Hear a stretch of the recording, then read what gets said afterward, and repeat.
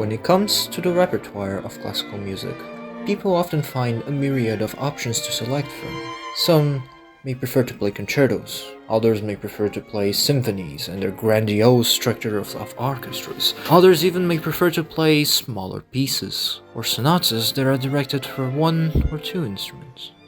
However, the piece in which I wish to talk about today is not one directed to any of those means. In fact, the piece in which I'm going to talk about is one directed towards chamber music, namely a chamber piece made by Maurice Ravel.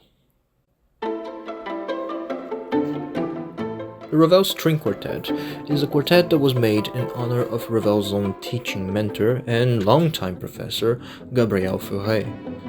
However, it also garnishes a lot of themes coming from both Asia and his own homeland of France. In fact, one may find in it a multitude of themes that oftentimes don't exactly match each other, however work themselves together as movements in a rather unique fashion. From the thunderous introductions of the fourth movement to the rather melancholic and reminiscent introductions of the first movement, this quartet has a multitude of options for somebody to play with, and because of that, it is also a piece that requires a lot of interpretation.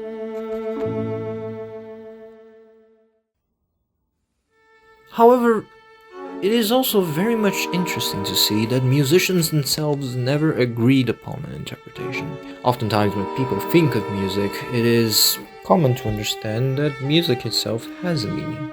Due to the absence of lyrics, or by the most part anything that resembles a motive at all, it is hard for people to understand what would be the meaning behind some specific pieces, namely a piece that is so diverse or as uniquely composed as the Ravel String Quartet.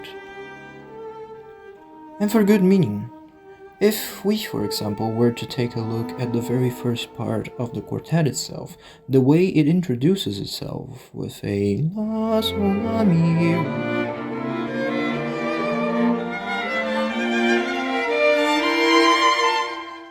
This very beginning is a unique way to begin a quartet. Oftentimes, if you hear pieces like that, you often think that this is the beginning of a melancholic piece. However, the way in which it structures itself is rather nostalgic.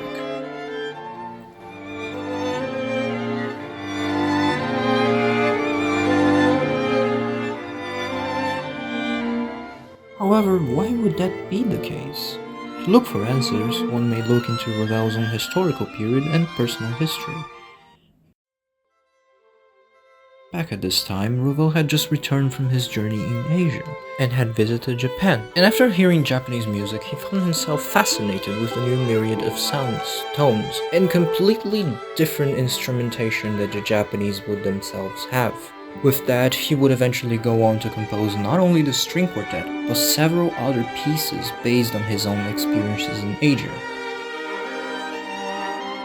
However, when listening to this first movement, it is rather difficult to identify any Asian motives at all. In fact, the very first introduction of it, the first melody in which we heard, is rather French, and not exactly Japanese. The third movement, the way in which it is introduced, is very much based into Japanese melodies, but the first, it is mostly French.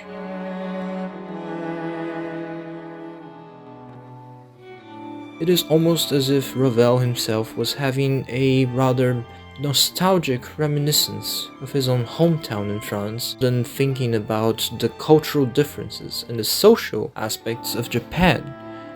It is almost as if he was reminding himself of home while being very far away from it.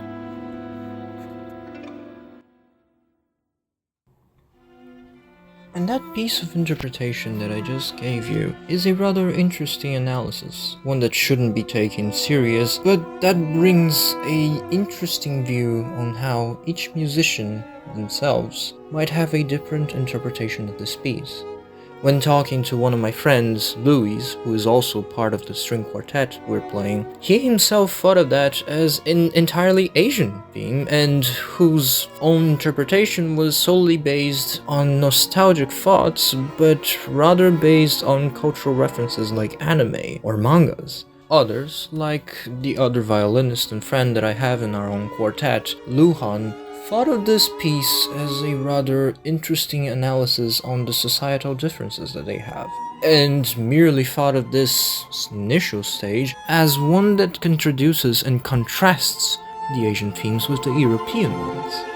I personally think of it as a memory, but each musician has an entirely different interpretation for each single part of this quartet, which is also why it is incredibly difficult to perform it and just as interesting for you to study it.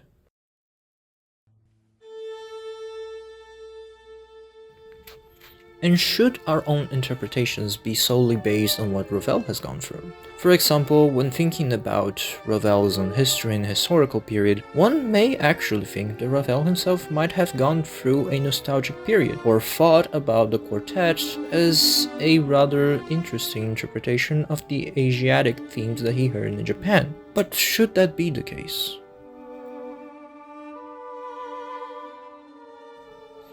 According to an interview that I made a long time ago with one professor, Rebecca Harris, I was told something that always made me feel very curious about how history and music itself should be interacting, and how interpretations of pieces themselves should or should not be made. She wrote to me that the challenge of interpreting a work for which there are extraordinary surrounding circumstances is that they cannot be discounted, but we can also resist drawing conclusions that are not ours to make. As performers, I think that we have the liberty to allow our knowledge and interpretation of historical and social circumstances to inform or inspire our playing of such repertoire. But we have to know that we are not in a position to say, the music is this way because of X, Y, Z experience or event, without evidence. And that is very much true. It is not because Ravel himself has been to Asia that he might be thinking of a solely Asian piece, or he might be thinking of France. In fact, there are so many intricacies to his own quartet that it is incredibly hard for a single person to reach a consensus with his own quartet, or to reach an interpretation that should be widely accepted.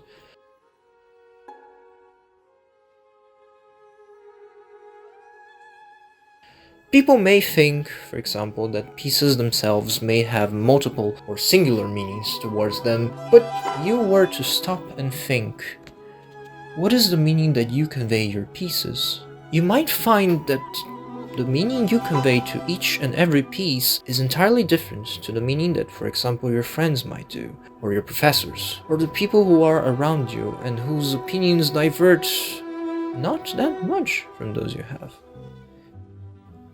It is therefore interesting to think that the interpretation of each piece is in the end influenced by how we are as humans.